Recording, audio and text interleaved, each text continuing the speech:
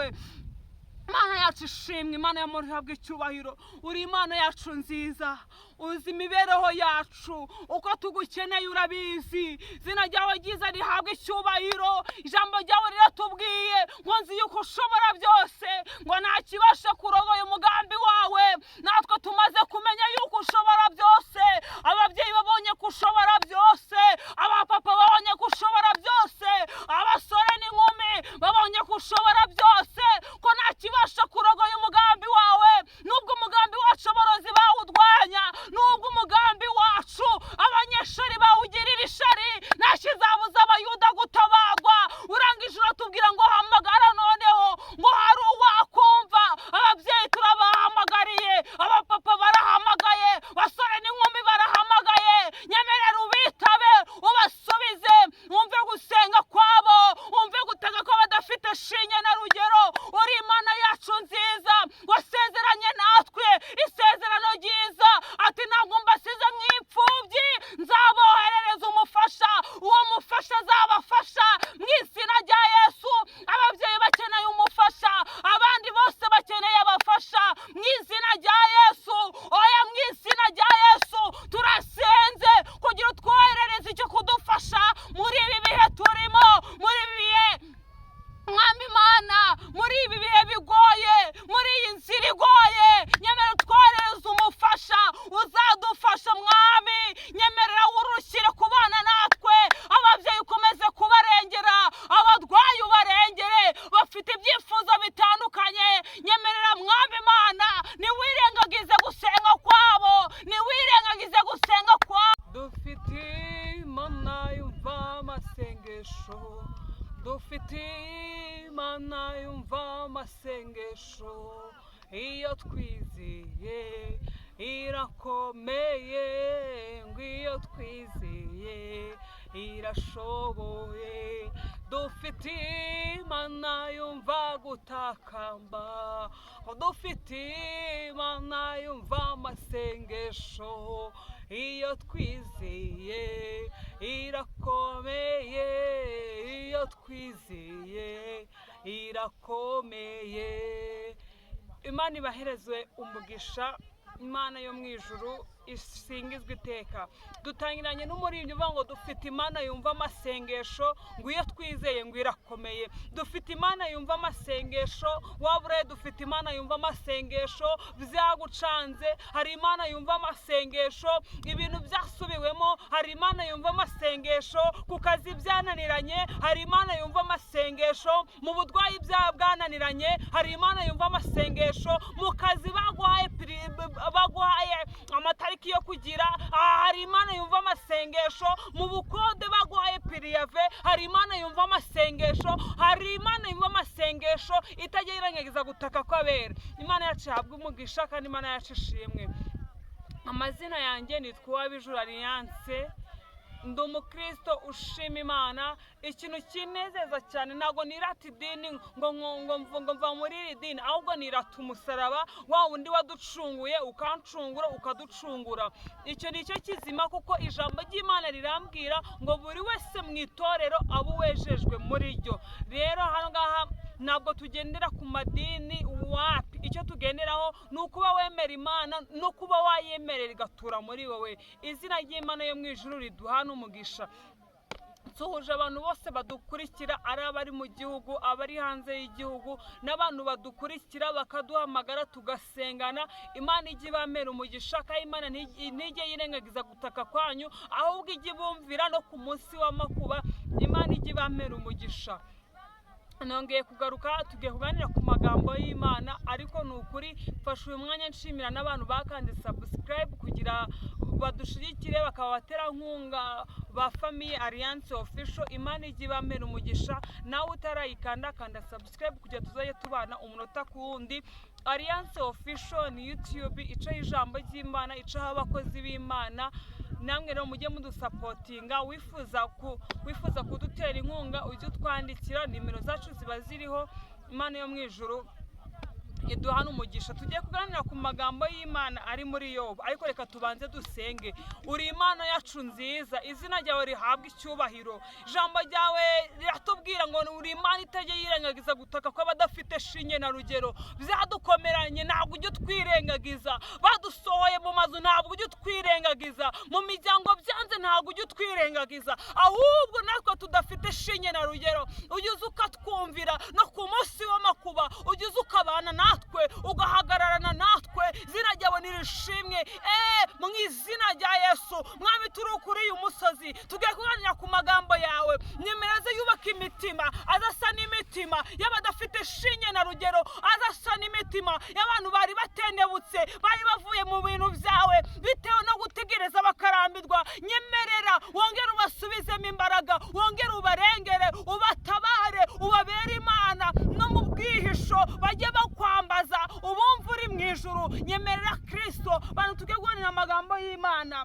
reka ubeze ubatunganye, nanjye ugiye kurivuga reka unyeze untungane mu izina rya Yesu. Ijambo ryawe rirambwira ngo n'intungane bwira icumuye karindwi. Ndakwinginze kugira ngo uzubane nanjye iri jambo tugiye kumva, reka nkubere mikoro wivugire icyo ushaka kubwira ubwoko bwawe mu izina rya Yesu. Reka babyumve ubuhanuzi ugiye kunyuza mu ijambo, reka babwumve mu izina rya Yesu. Niburangiza bububake, bubasanire imitima mu izina rya Yesu, amen. Imana yo mu ijuru ibahereza umugisha. Tugiye kuganira ku magambo y'Imana ari muri Yobu 42. Umutwe w'amagambo uravuga ngo Yobu yihana. Maze Yobu asubiza Uwiteka ati, nzi yuko ushobora byose kandi ntakibasha kurogoya umugambi wawe. Uwo ninde uhisha inama kandi utazi ubwenge? Yobu ati, nicyo cyatumye mvuga icyo ntazi, ni ibintu byandenze bitangaje, mbivuga ntabizi. None humva, ndakwinginze ngiye kukubaza maze nawe unsubize. Ibyawe nari narabyumvisha amatwi, ariko noneho amaso yanjye arakureba. Nicyo kineye kwizinukwa, nkaba nihanye nigaragura mu mukungugu no mu ivu. Imana iduhereze umugisha. Katwongere dusobe no muri Yobu 5. Imana yo mu ijuru iduhana umugisha kubw'ijambo ryayo. Tugiye gusoba no muri Yobu 5. Haravuga ngo, hamagara noneho hari uwagusubiza, ubwo mubera watabaza ni uwuhe? Kuko umujinya wica umupfapfa kandi ishari ryica ubuze ubwenge.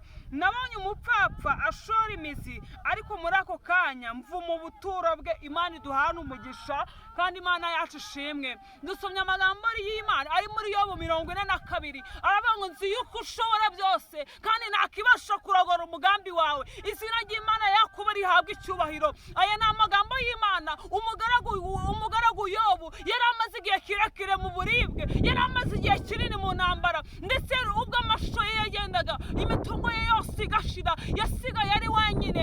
Arangije agira inshuti mbi zimutera gutuma azinukwa Imana, ariko arangije nyuma ngo aza kuvuga ngo ni ubupfapfa nari nagize. Arangije avuga amagambo y'Imana meza, aravuga ngo nzi yuko ushobora byose kandi ntakibasha kurogora umugambi wawe. Nuko yari abonye yuko ibintu byose yabivanye, mbese ntabwo yabivukanye. Yavuye mu nda ya nyina yambaye ubusa, aza ku isi yambaye ubusa, nta kintu yazanye, nta n'icyo yavanye mu butaka, ahubwo byose yabibonye ageze muri iyi si.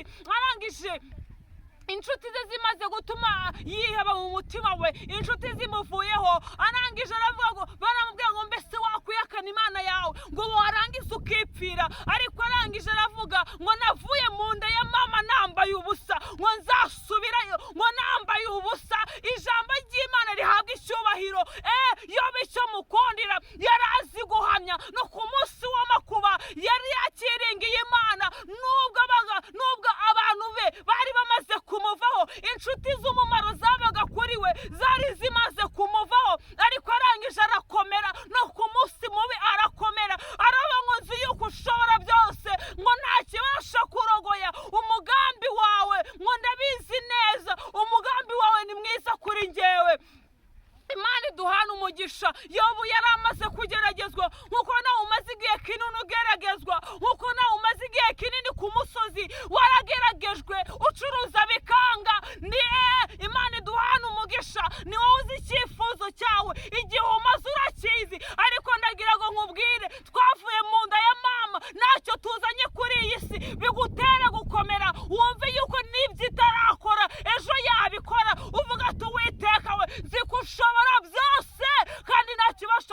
y'umugambi wawe. Imana iduhana umugisha. Yobu yari afite ibintu byinshi birangije bimushiraho, abana be beza bamushiraho, inshuti ze yari yiringiye zimushiraho, kugeza ubwo yari asigaye yishimisha urujyo kubera ibintu yari yaradwaye. Imana iduhana umugisha.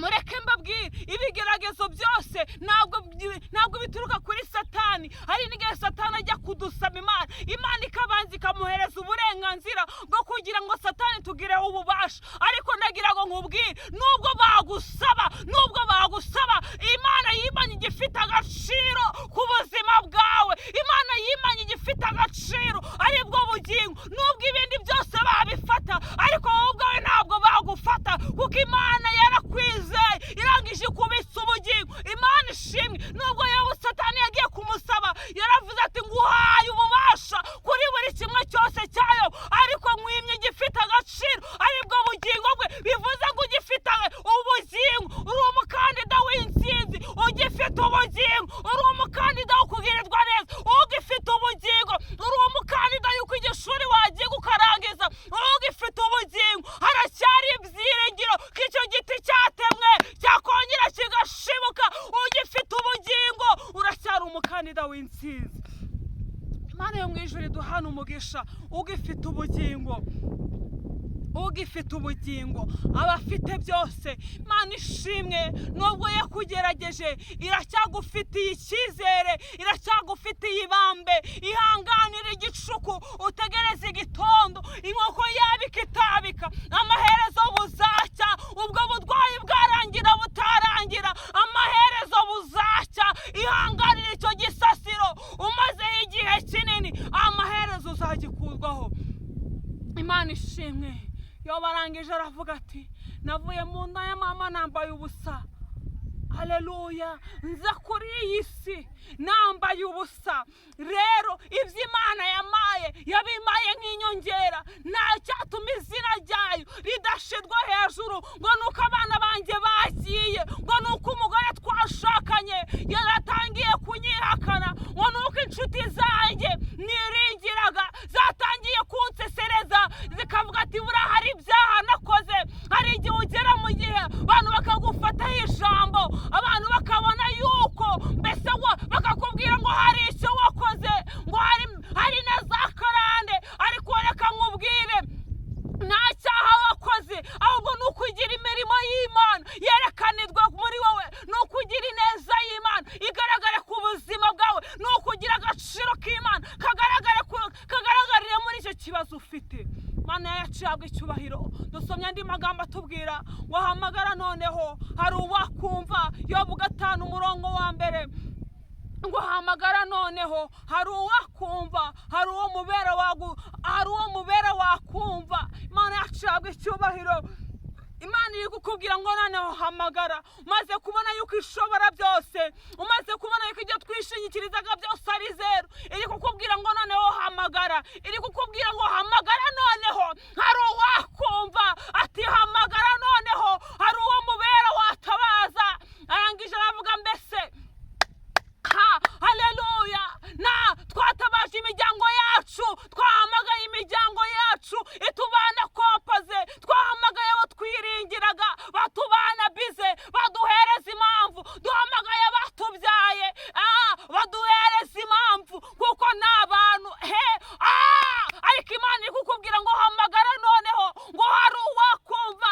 Akira ubuhanuzi mu izina rya Yesu buvuga ngo noneho umaze kubona ko Imana ishobora byose, noneho hamagara. Haleluya. Yobu amaze kubona byose biri mu bubasha bw'Imana. Haleluya. Imana yacu ishimwe. Nawe ukimara kubona yuko byose biri mu biganza by'Imana, Imana iri kukubwira ngo hamagara. Hamagara hari uwakumva. Hamagara Yesu agutegeye amatwi. Hamagara hari uwakumva. Hamagara Yesu agutegeye amatwi. Hamagara. Mana yacu ishimwe. Imana iri kukubwira ngo hamagara noneho hari uwakumva. Hamagarira muri ubwo burwayi bwawe, hamagarira muri iyo divorce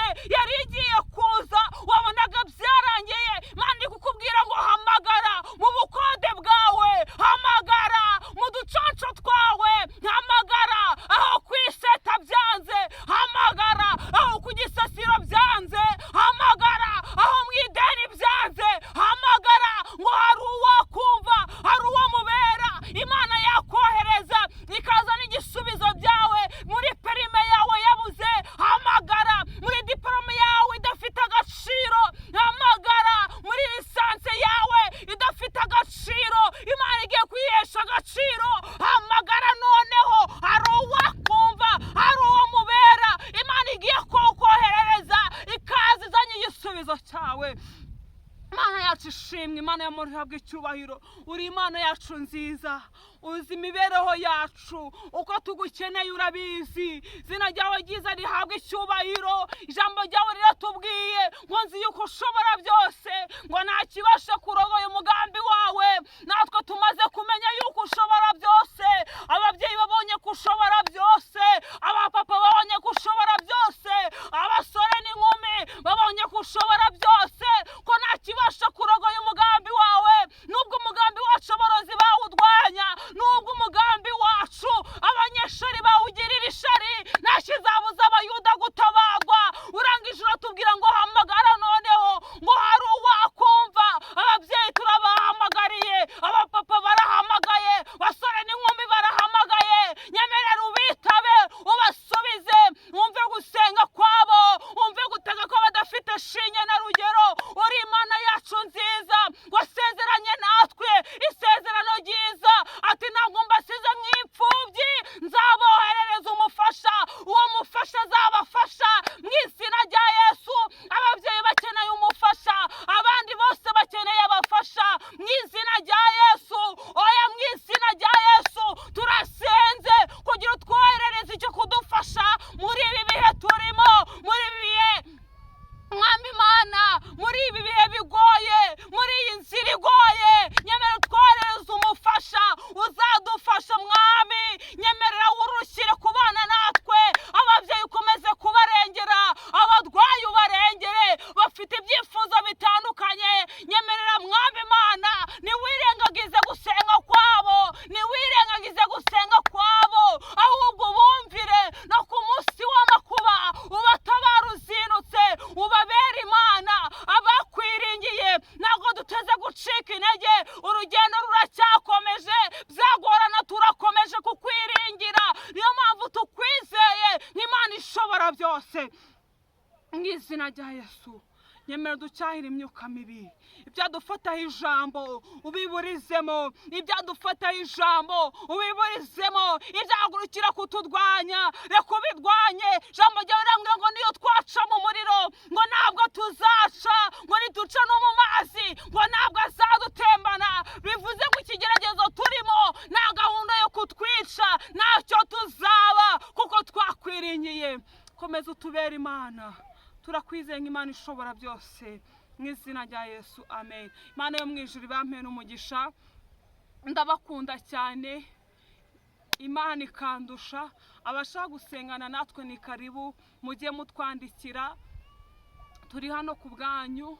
Nimero yacu ni 078 71 89 782. Ku bantu bashaka gusengana natwe ni karibu. Izina ry'Imana ya Yakobo ribampe umugisha mu izina rya Yesu, amen.